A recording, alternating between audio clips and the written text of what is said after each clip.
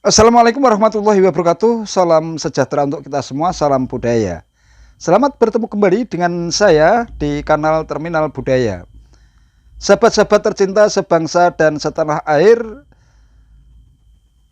pada kesempatan ini izinkan saya untuk membacakan kumpulan tulisan saya yang berkaitan dengan dunia pewayangan yang pernah dimuat di media cetak saat itu, dan saat ini saya abadikan di blog pribadi saya sawali.info. Selamat mendengarkan.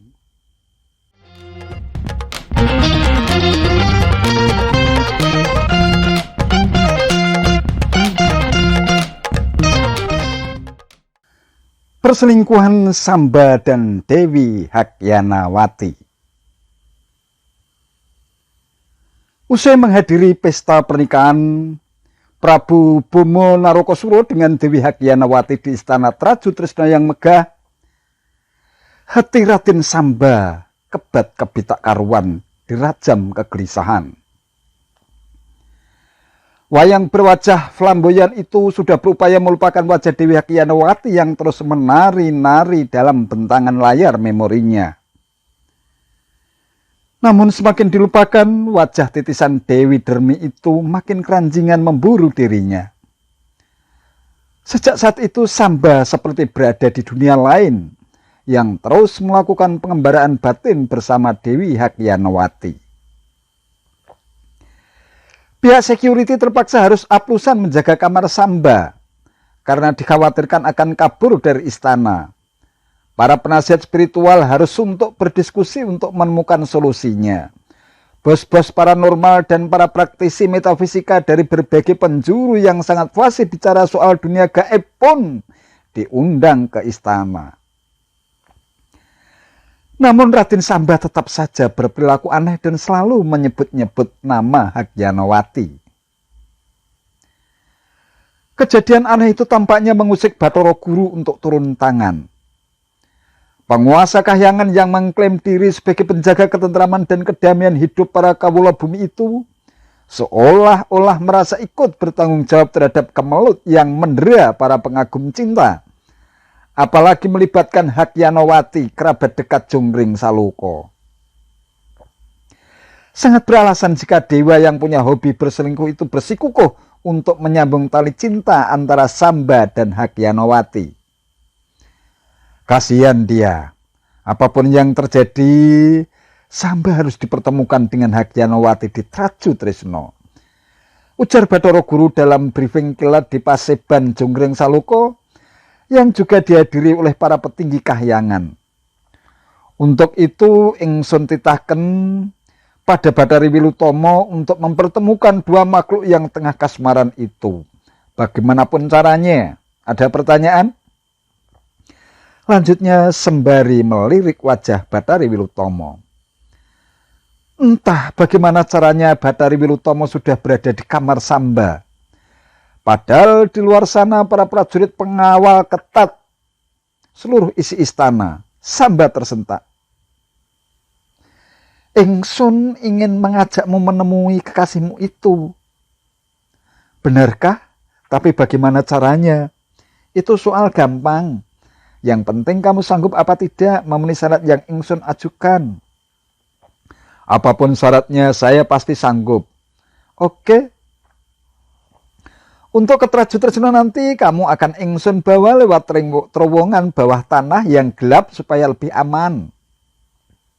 Syaratnya kamu tidak boleh menoleh ke belakang apapun yang terjadi. Jika kamu langgar, ingsun tak mau bertanggung jawab terhadap risiko yang akan kamu hadapi. Apakah kamu sanggup? Kenapa tidak kalau hanya syarat semacam itu? Oke, sekarang pejamkan matamu. Samba menuruti keinginan Bathari Wilutomo. Dalam sekejap dia sudah berada di sebuah terowongan bawah tanah yang gelap dan sumpek. Setelah menempuh separuh perjalanan, tiba-tiba dari arah belakang muncul cahaya terang benderang yang menyilaukan seisi terowongan.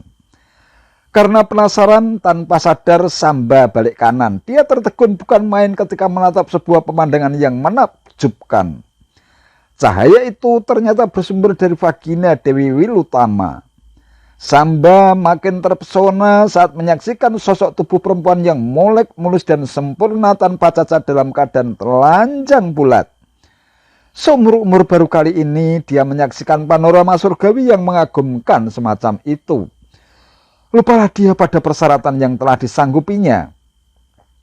Alhasil terowongan itu mendadak kembali gelap gulita. Samba baru sadar kalau dia telah berbuat kesalahan. Dalam keadaan tertatih-tatih, dia terus berjalan menyusuri terowongan yang licin, sumpek, dan berbau. Sesekali kakinya tersandung batu, tubuhnya terguling-guling. Setelah melalui perjalanan yang melelahkan, akhirnya Samba tiba juga di kamar Dewi Hakyanawati yang sejuk dan harum. Samba seperti terbebas dari sekapan neraka. Dewi Hakyanawati tersentak berulang-ulang, dia mengucak-ucak bola matanya. Benarkah ini Kanda Samba, pemuda yang selalu aku impikan siang dan malam?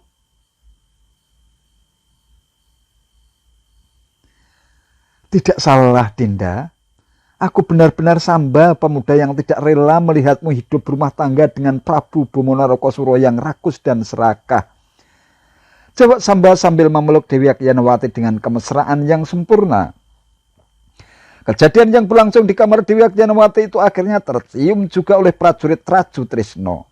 Mereka segera melaporkan peristiwa itu kepada junjungannya, Prabu Bomo Narokosuro geram dan gusar. Dia tak akan merasa tenang jika belum berhasil menangkap lelaki pecundang yang dianggap telah menurunkan citra dan martabat negeri itu. Dalam keadaan emosional, Prabu Bomo Narokosuro segera memerintahkan kedua patihnya Pancatnyono dan Suparwoto untuk menangkap hidup atau mati lelaki yang telah lancang kerusak pagerayu kebahagiaan hidup seorang raja. Tanpa mengalami banyak hambatan, Samba berhasil diringkus. Dalam keadaan setengah telanjang, Samba segera digiring dengan tubuh terikat menuju alun-alun di jantung kota. Penduduk Raju Trisno beramai-ramai mengerubunginya. Tanpa komando, mereka melempari Samba yang sudah tak berdaya dengan batu dan telur busuk. Setelah melapor kepada Prabu Bomo, Patih Pancatnyono dan Suparwoto diperintahkan untuk menghabisi Samba. Mungkin begitulah takdir yang harus dijalani Samba. Kesatria Paranggarudo yang juga sering dipanggil dengan sebutan Raden Gunodewo itu. Setelah mereguk kenikmatan surgawi bersama Dewi Hakyanawati, dia harus mengalami nasib tragis. Tubuhnya dicincang dan dijuing-juing oleh para prajurit Raju Trisno. Tanpa ampun lagi Samba tewas mengenaskan setelah berbagai macam senjata menari-nari di atas tubuhnya. Sementara itu, para prajurit Paranggarudo kalang kabut setelah mengetahui Raden Samba raib dari kamarnya. Mereka segera melaporkan kejadian itu kepada Prabu Kresna di Dworowati. Belum hilang keterkejutan yang bersemayam di dada Kresna. Tiba-tiba terdengar kabar Raden Samba telah tewas di tangan para prajurit Raju Trisno. Tanpa berpikir panjang, penguasa Dworowati yang juga dikenal sebagai futurolog alias ahli terawangan itu segera berkelebat menuju negeri Raju Trisno dengan dikawal para petinggi dan 1 batalion prajurit tangguh. Berkat kesaktian Kembang Wijaya Kusuma, Samba yang telah tewas dengan tubuh tak keruan bentuknya berhasil dihidupkan kembali oleh sang ayah. Rasa dendam dan sakit hati membuat Prabu Kresna terpaksa membuat perhitungan tersendiri dengan Bomo Narokosuro yang dianggap telah melanggar hak asasi pewayangan. Kresna segera menyiapkan panah Cakra Baskoro yang kecepatannya melebihi kehebatan pesawat Sukhoi. Setelah berhasil mengejar Bomo, Kresna segera membidikkan panah andalannya ke tubuh Prabu Bomo. Tak ada lagi tubuh besar dan kuat itu pun limbung tak berdaya. Namun aneh, begitu jasad itu menyentuh bumi, Prabu Bomo kembali segar bugar tertawa-tawa mengejek. Kejadian itu terus berlangsung berulang-ulang. Kresna tahu Bomo memiliki kekuatan aji ponco suno bumi yang anti kematian jika jasadnya menyentuh tanah. Kresna tak kehilangan akal. Dia segera memasang jaring maut untuk Bomo Narokosuro. Dengan siasat semacam itu, jasad Bomo mustahil menyentuh tanah. Skenario pun berjalan mulus. Dengan kepiawaian dan kesaktian yang dimilikinya, Prabu Kresna berhasil membidik tubuh Bomo. Jasadnya melesat cepat menuju jaring maut yang telah dipasangnya. Tamatlah riwayat hidup Bromo Narokosuro. Obsesi Raden Samba untuk hidup berdampingan dengan Dewi Agyanawati, pujaan hatinya pun tercapai. Namun kemenangan Prabu Kresna justru menimbulkan masalah di negerinya sendiri. Para pengamat politik dan kalangan wakil rakyat menilai tindakan semacam itu sangat tidak populer dalam kapasitasnya sebagai negarawan. Pertama, melestarikan dendam yang sangat tidak kondusif dalam mewujudkan perdamaian dunia pewayangan. Kedua, melegalkan perselingkuhan yang nyata-nyata telah menghancurkan kebahagiaan hidup rumah tangga. Meski demikian, Kresna tetap cuek. Dia yakin kritik dan kecaman semacam itu akan hilang dengan sendirinya di tengah silang sengkarutnya persoalan multidimensi yang tak kunjung usai di negerinya. Apalagi wakil rakyat juga belum mampu berkelit dan membebaskan diri dari iming-iming duit dan kemewahan. Untuk membungkam kritik dan kecaman semacam itu bukan hal yang sulit bagi Kresna.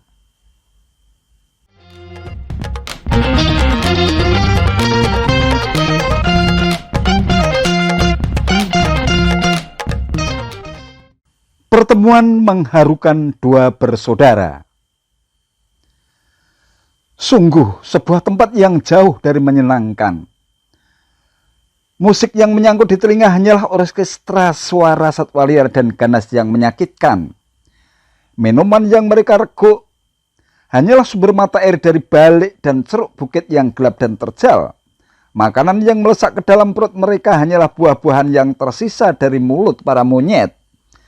Tidak heran apabila baru 2 pekan berada di tempat itu, mereka merasa seperti terjebak dalam keabadian zaman ratusan abad lamanya. Bima yang selama ini dikenal sebagai pemuda perkasa pun nyaris putus asa. Lebih-lebih ketika Arjuna tidak berada di tengah-tengah mereka. Praktis rombongan para putra Prandu yang tengah berada di hutan Kamyoko yang singgup itu jadi kian merasa tersiksa. Drupadi yang cantik dan Sadewi yang lembut berkali-kali disengat demam. Bagaimana kalau kita segera pindah saja dari sini, Kang Mas? Aku selalu teringat Mas Arjuna yang kini tak jelas keberadaannya. Semakin lama di sini, sakitku bukan hanya karena demam, tapi juga karena siksaan batin.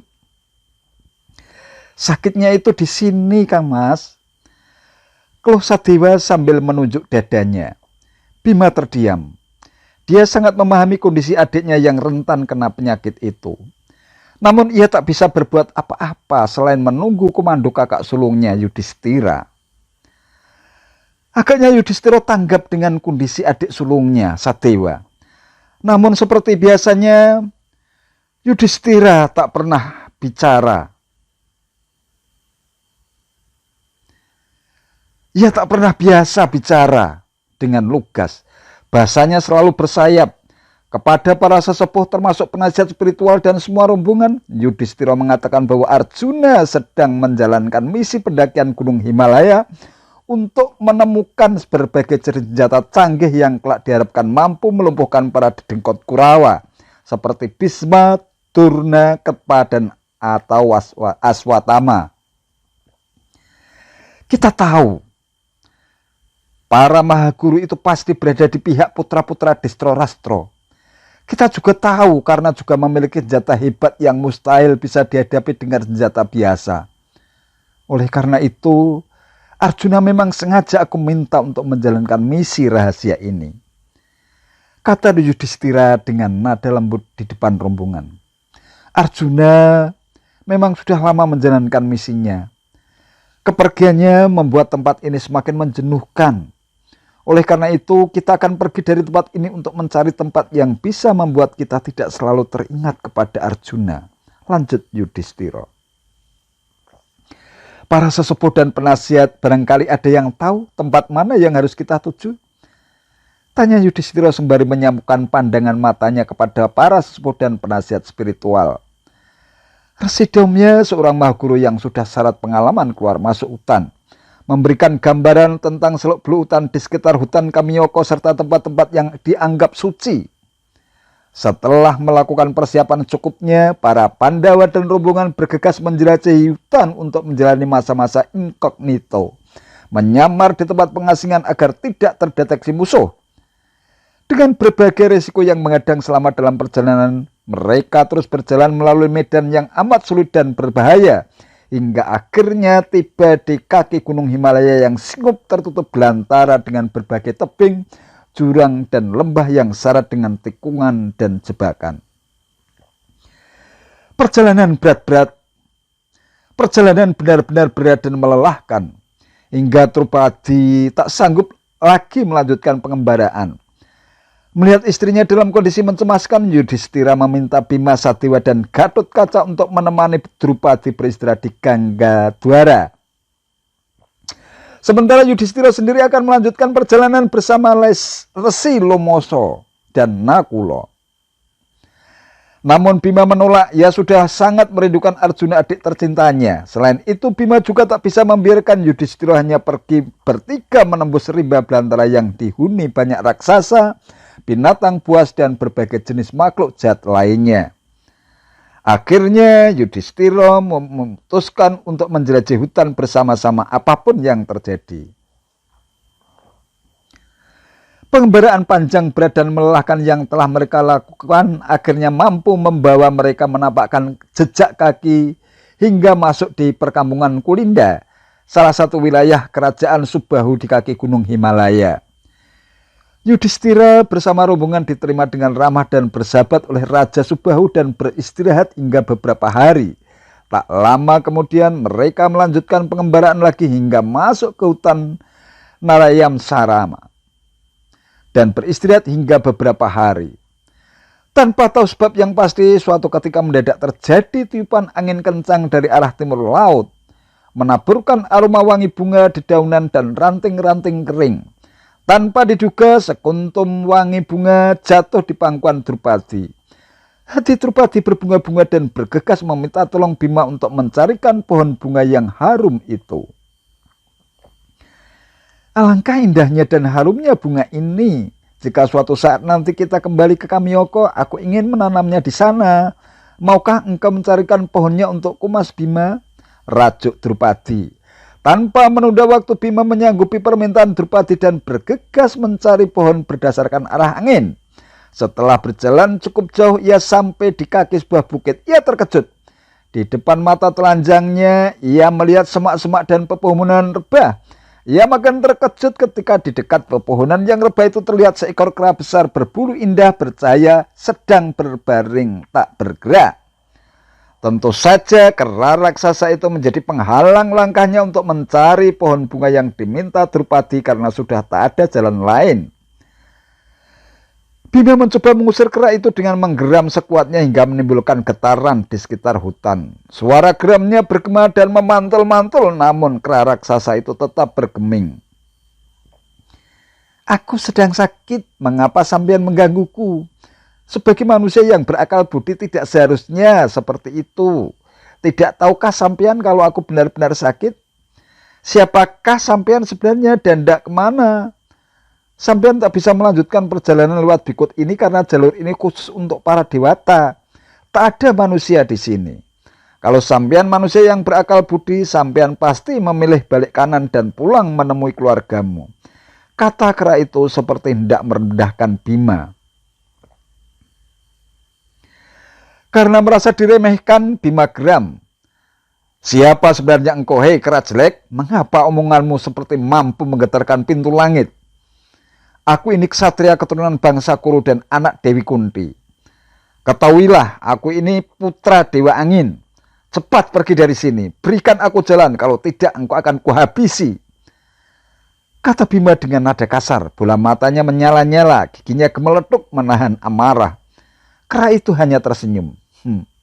Memang benar kata sampean, aku hanya seekor kera, tetapi percayalah kau akan menemui kehancuran jika tetap memaksa untuk lewat.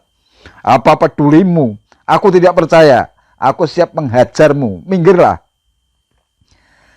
Aku tak punya kekuatan lagi untuk bangun. Aku sudah terlalu letih dan tua. Kalau sampean memaksa mau lewat, langkai saja aku. Tidak ada jalan yang lebih mudah dari itu. Tetapi kitab-kitab suci melarang orang untuk berbuat demikian. Kalau tidak, pasti aku sudah loncati engkau dan bukit itu sekaligus dalam satu loncatan seperti Anoman melompati lautan. Kera tersentak.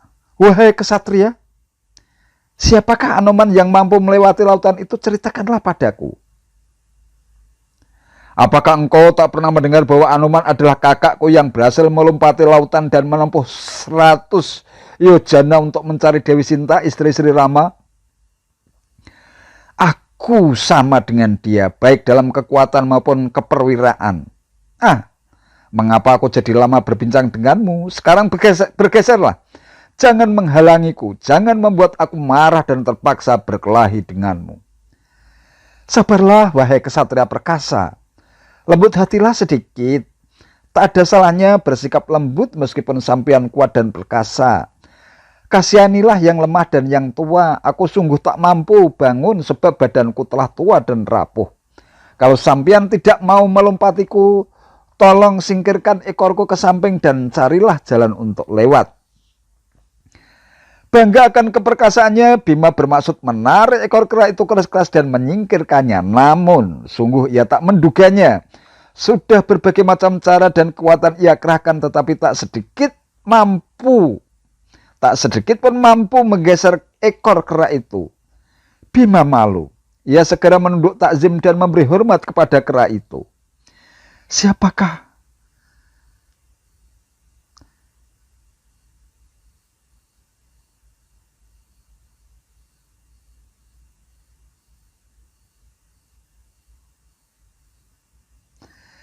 Siapakah sebenarnya engkau, dewa atau raksasa? Wahai Pendawa perkasa, ketahuilah, aku ini saudaramu Anoman, anak Bathara Bayu, sang dewa angin.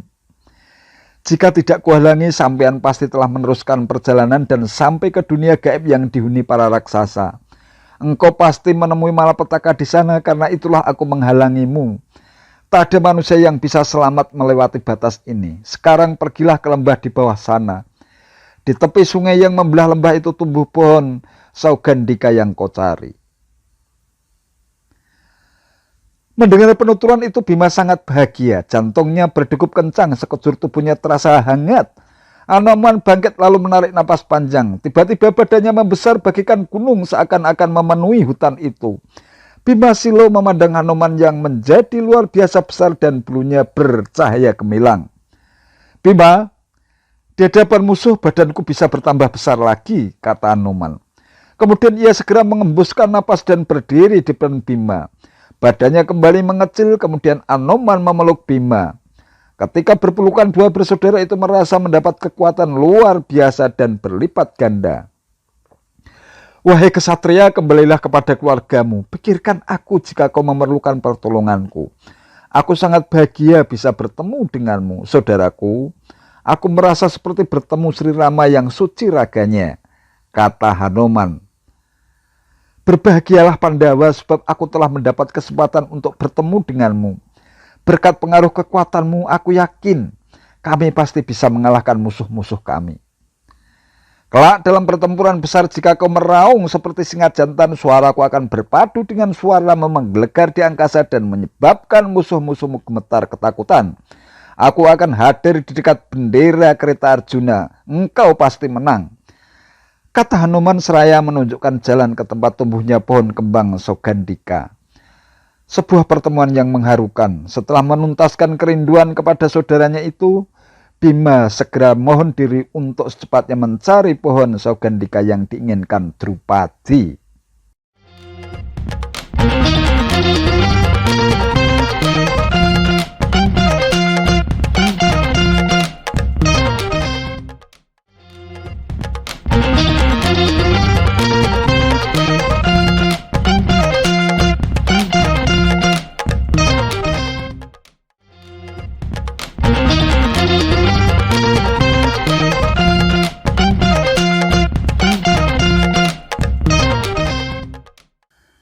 Perselingkuhan Samba dan Dewi Hakyanawati. Usai menghadiri pesta pernikahan Prabu Bomo Narokosuro dengan Dewi Hakyanawati di istana Traju Trisna yang megah, hati Raden Samba kebat kebitak karuan, dirajam kegelisahan. Wayang berwajah flamboyan itu sudah berupaya melupakan wajah Dewi Hakyanawati yang terus menari-nari dalam bentangan layar memorinya. Namun semakin dilupakan, wajah titisan Dewi Dermi itu makin keranjingan memburu dirinya. Sejak saat itu Samba seperti berada di dunia lain yang terus melakukan pengembaraan batin bersama Dewi Hakyanawati. Pihak security terpaksa harus aplusan menjaga kamar Samba karena dikhawatirkan akan kabur dari istana. Para penasihat spiritual harus untuk berdiskusi untuk menemukan solusinya. Bos-bos paranormal dan para praktisi metafisika dari berbagai penjuru yang sangat fasih bicara soal dunia gaib pun diundang ke istana. Namun Raden Samba tetap saja berperilaku aneh dan selalu menyebut-nyebut nama Hakyanawati. Kejadian aneh itu tampaknya mengusik Bathara Guru untuk turun tangan.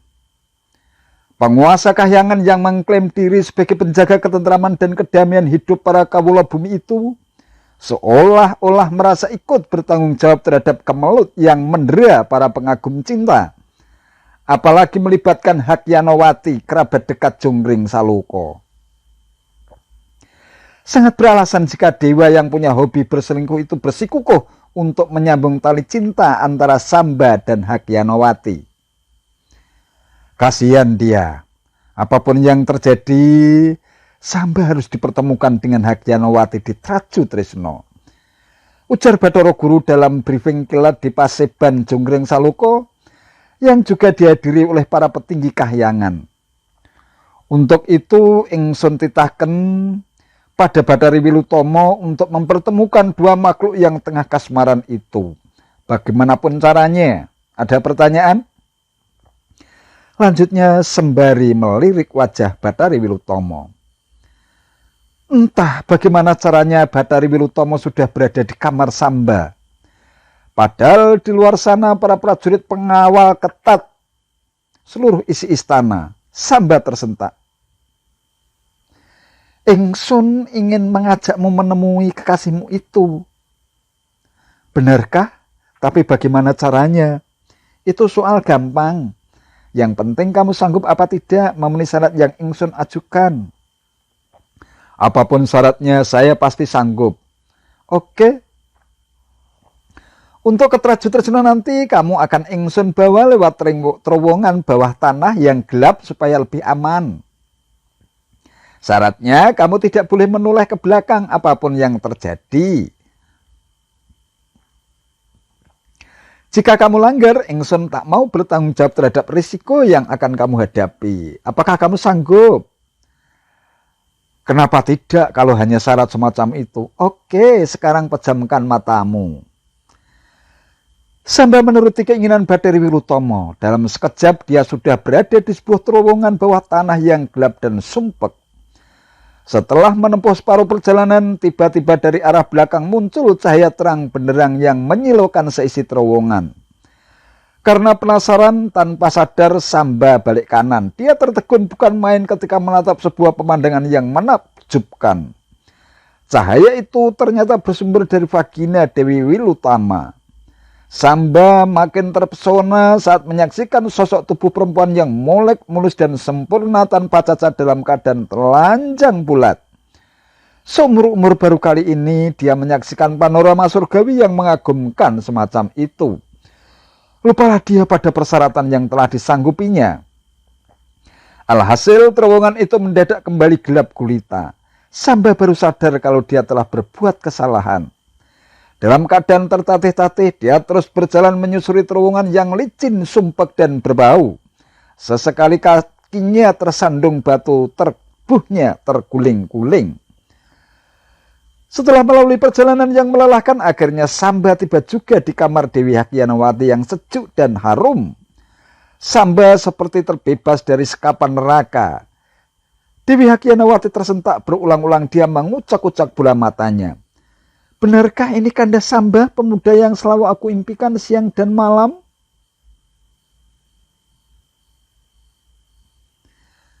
Tidak salah, Dinda. Aku benar-benar Samba, pemuda yang tidak rela melihatmu hidup berumah tangga dengan Prabu Bomo Narokosuro yang rakus dan serakah. Jawab Samba sambil memeluk Dewi Agyanawati dengan kemesraan yang sempurna. Kejadian yang berlangsung di kamar Dewi Agyanawati itu akhirnya tercium juga oleh prajurit Traju Trisno. Mereka segera melaporkan peristiwa itu kepada junjungannya, Prabu Bomo Narokosuro geram dan gusar. Dia tak akan merasa tenang jika belum berhasil menangkap lelaki pecundang yang dianggap telah menurunkan citra dan martabat negeri itu. Dalam keadaan emosional, Prabu Bomo Narokosuro segera memerintahkan kedua patihnya Pancatnyono dan Suparwoto untuk menangkap hidup atau mati lelaki yang telah lancang kerusak pagerayu kebahagiaan hidup seorang raja. Tanpa mengalami banyak hambatan, Samba berhasil diringkus. Dalam keadaan setengah telanjang, Samba segera digiring dengan tubuh terikat menuju alun-alun di jantung kota. Penduduk Traju Trisno beramai-ramai mengerubunginya. Tanpa komando, mereka melempari Samba yang sudah tak berdaya dengan batu dan telur busuk. Setelah melapor kepada Prabu Bomo, Patih Pancatnyono dan Suparwoto diperintahkan untuk menghabisi Samba. Mungkin begitulah takdir yang harus dijalani Samba. Kesatria Paranggarudo yang juga sering dipanggil dengan sebutan Raden Gunodewo itu. Setelah mereguk kenikmatan surgawi bersama Dewi Agyanawati, dia harus mengalami nasib tragis. Tubuhnya dicincang dan dijuing-juing oleh para prajurit Traju Trisno. Tanpa ampun lagi Samba tewas mengenaskan setelah berbagai macam senjata menari-nari di atas tubuhnya. Sementara itu, para prajurit Paranggarudo kalang kabut setelah mengetahui Raden Samba raib dari kamarnya. Mereka segera melaporkan kejadian itu kepada Prabu Kresna di Dwarowati. Belum hilang keterkejutan yang bersemayam di dada Kresna. Tiba-tiba terdengar kabar Raden Samba telah tewas di tangan para prajurit Traju Trisno. Tanpa berpikir panjang, penguasa Dwarowati yang juga dikenal sebagai futurolog alias ahli terawangan itu segera berkelebat menuju negeri Traju Trisno dengan dikawal para petinggi dan 1 batalion prajurit tangguh. Berkat kesaktian Kembang Wijaya Kusuma, Samba yang telah tewas dengan tubuh tak keruan bentuknya berhasil dihidupkan kembali oleh sang ayah. Rasa dendam dan sakit hati membuat Prabu Kresna terpaksa membuat perhitungan tersendiri dengan Bomo Narokosuro yang dianggap telah melanggar hak asasi pewayangan. Kresna segera menyiapkan panah Cakra Baskoro yang kecepatannya melebihi kehebatan pesawat Sukhoi. Setelah berhasil mengejar Bomo, Kresna segera membidikkan panah andalannya ke tubuh Prabu Bomo. Tak ada lagi tubuh besar dan kuat itu pun limbung tak berdaya.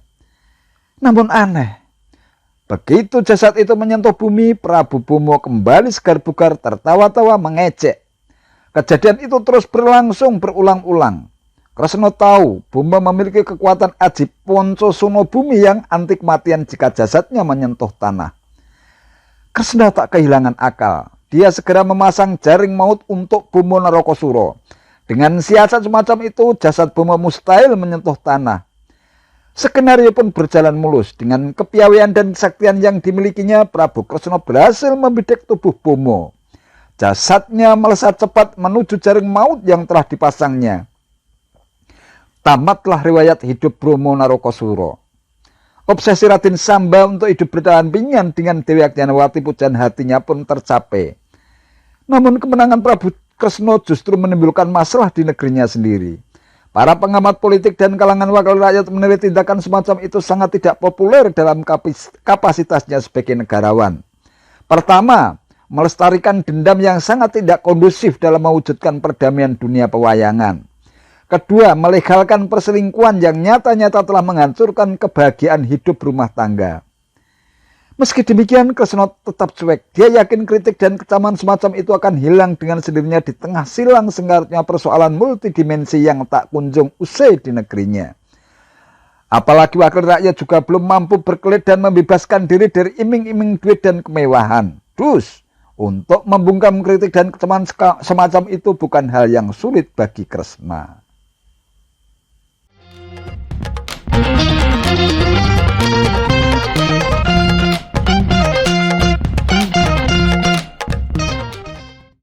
Pertemuan mengharukan dua bersaudara. Sungguh sebuah tempat yang jauh dari menyenangkan. Musik yang menyangkut di telinga hanyalah orkestra suara satwa liar dan ganas yang menyakitkan. Minuman yang mereka reguk hanyalah sumber mata air dari balik dan ceruk bukit yang gelap dan terjal. Makanan yang melesak ke dalam perut mereka hanyalah buah-buahan yang tersisa dari mulut para monyet. Tidak heran apabila baru 2 pekan berada di tempat itu, mereka merasa seperti terjebak dalam keabadian zaman ratusan abad lamanya. Bima yang selama ini dikenal sebagai pemuda perkasa pun nyaris putus asa. Lebih-lebih ketika Arjuna tidak berada di tengah-tengah mereka. Praktis rombongan para putra Prandu yang tengah berada di hutan Kamyoko yang singgup itu jadi kian merasa tersiksa. Drupadi yang cantik dan Sadewi yang lembut berkali-kali disengat demam. Bagaimana kalau kita segera pindah saja dari sini, Kang Mas?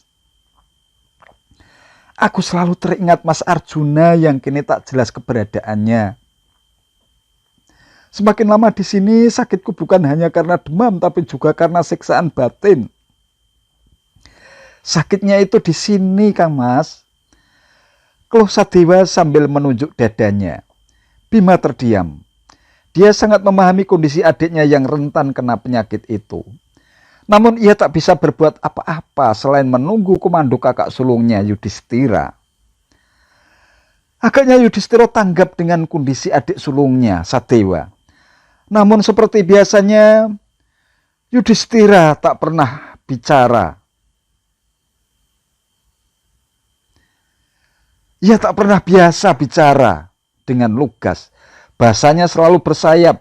Kepada para sesepuh termasuk penasihat spiritual dan semua rombongan, Yudhistira mengatakan bahwa Arjuna sedang menjalankan misi pendakian Gunung Himalaya untuk menemukan berbagai senjata canggih yang kelak diharapkan mampu melumpuhkan para dedengkot Kurawa seperti Bhisma, Durna, Ketpa, dan atau Aswatama.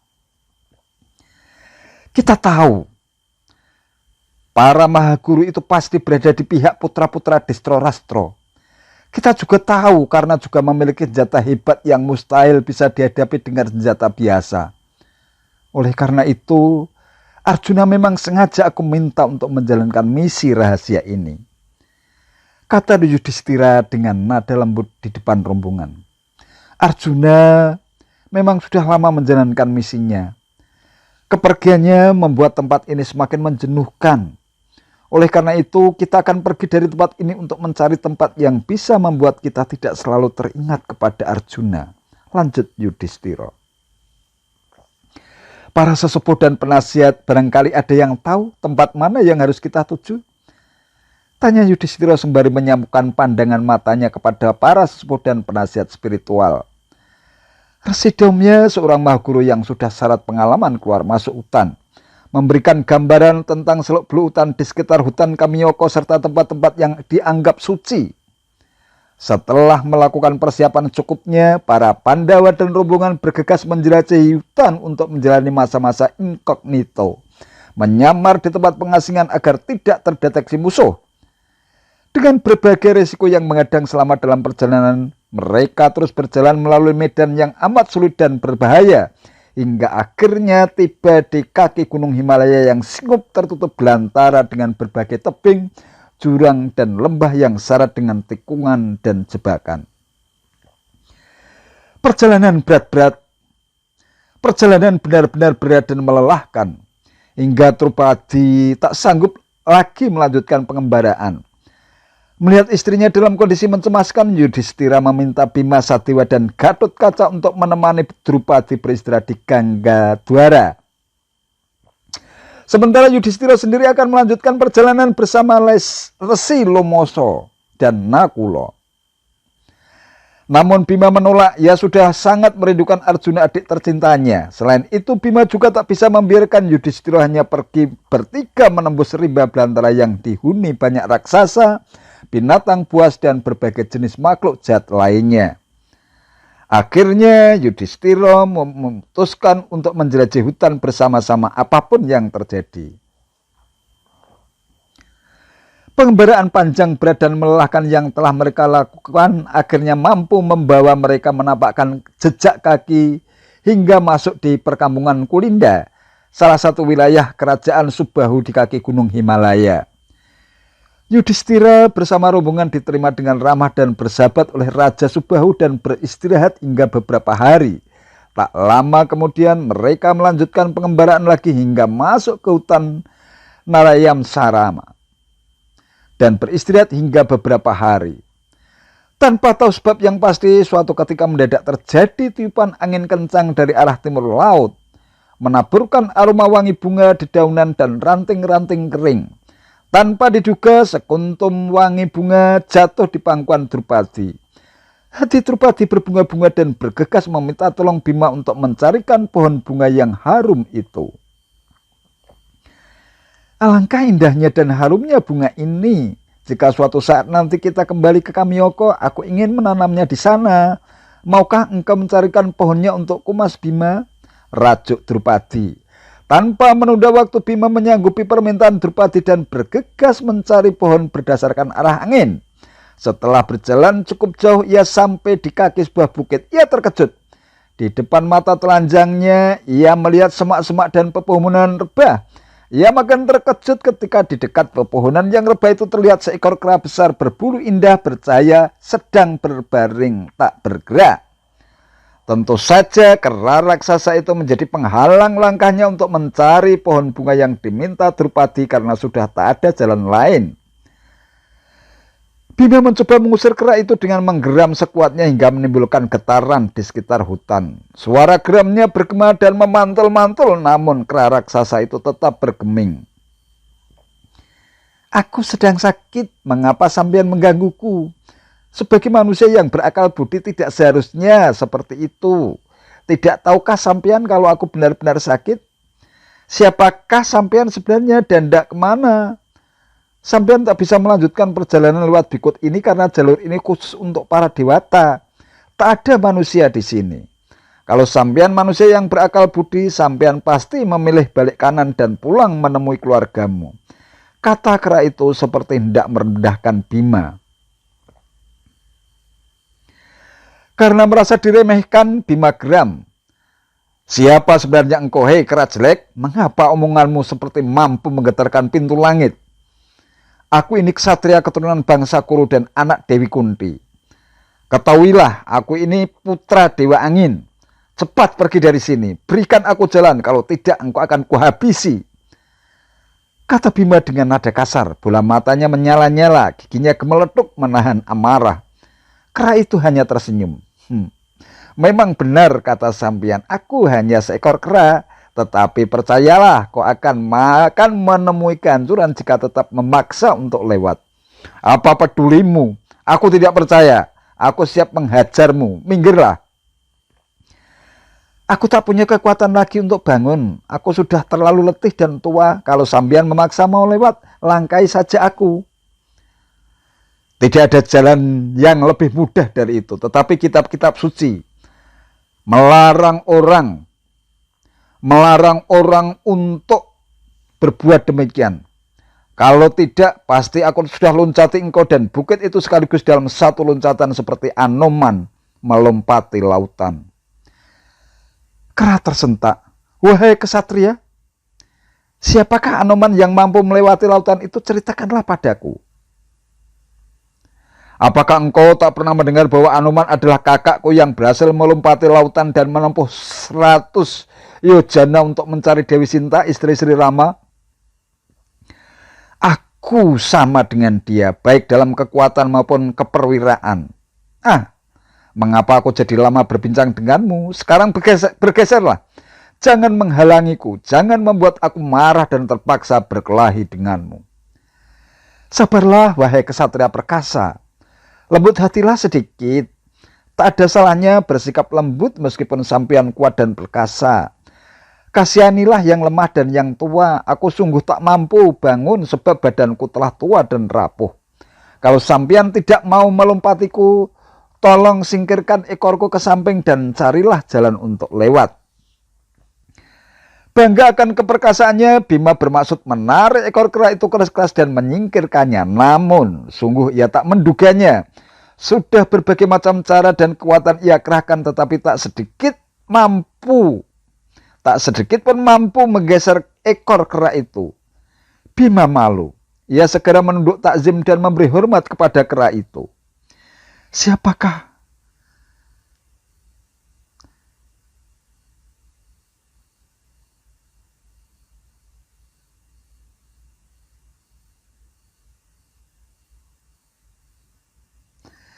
Siapakah sebenarnya engkau, dewa atau raksasa? Wahai Pendawa perkasa, ketahuilah, aku ini saudaramu Anoman, anak Bathara Bayu, sang dewa angin. Jika tidak kuhalangi, sampean pasti telah meneruskan perjalanan dan sampai ke dunia gaib yang dihuni para raksasa. Engkau pasti menemui malapetaka di sana, karena itulah aku menghalangimu.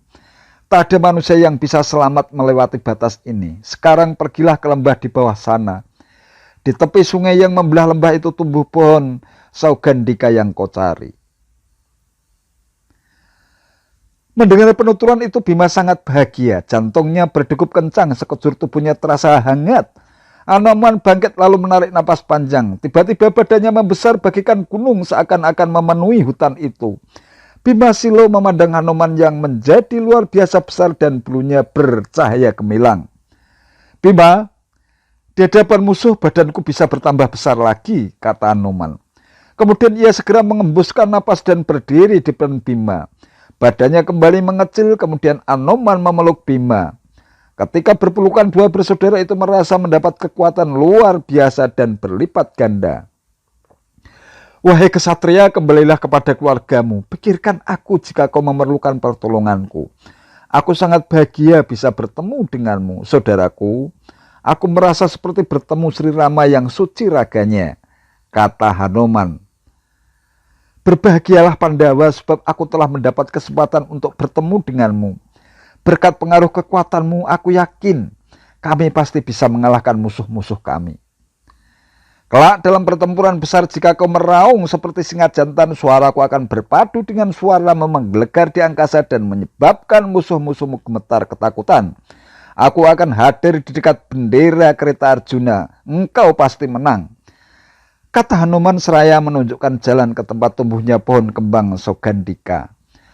Sebuah pertemuan yang mengharukan. Setelah menuntaskan kerinduan kepada saudaranya itu, Bima segera mohon diri untuk secepatnya mencari pohon Saugandika yang diinginkan Drupadi.